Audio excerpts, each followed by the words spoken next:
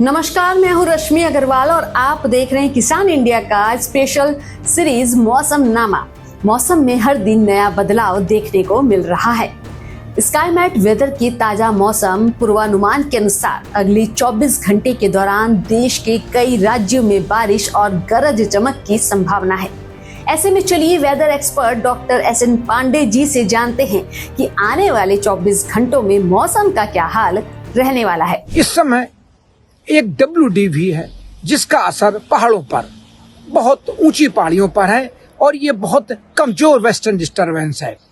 इसी के साथ कुछ बारिश की गतिविधियां पूर्वोत्तर के राज्यों में, अरुणाचल प्रदेश में कहीं कहीं हो सकती हैं।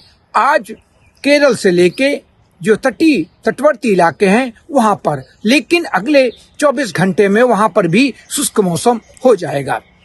बादलों की आवाजाही कहीं कहीं हो सकती है, लेकिन बारिश की गतिविधियां होने की संभावना बहुत कम है। और पूरे उत्तर भारत में भी इस समय जो शुष्क हवाएं चल रही हैं उनके कारण रात के तापमान तो नियंत्रण में हैं और औसत के आसपास हैं, लेकिन दिन के तापमान औसत से ऊपर जा रहे हैं।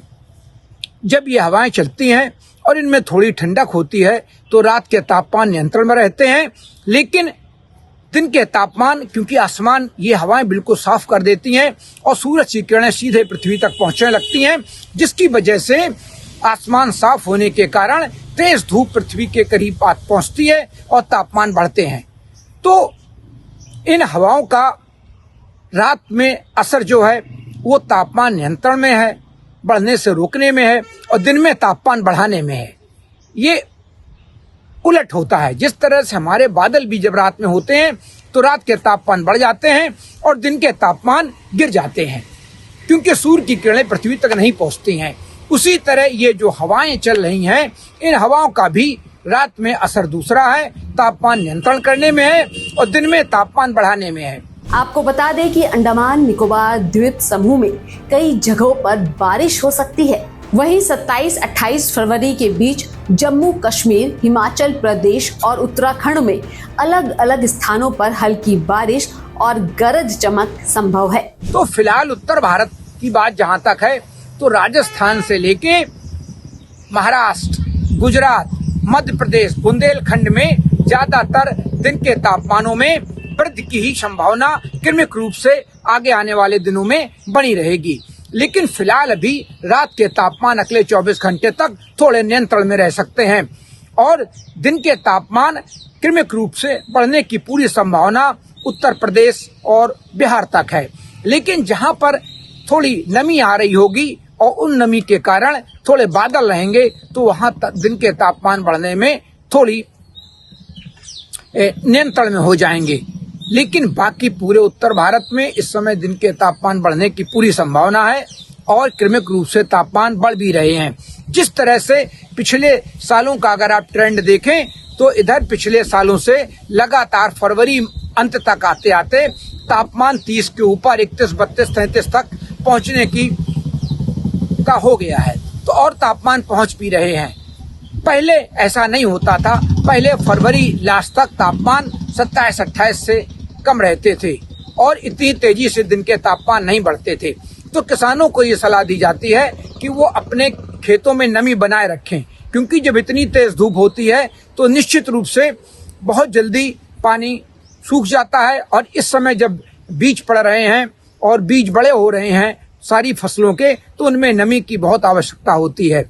तो किसान लगातार अपने खेतों में सिंचाई करते रहें आवश्यकता अनुसार और नमी बरकरार रखें। तब तक ये अगले महीने के शुरुआत में ज्यादातर जगह हमारी जो फसलें होती हैं वो पकावट की तरफ बढ़ जाती हैं। फिलहाल इसी तरह शुष्क मौसम रहेगा।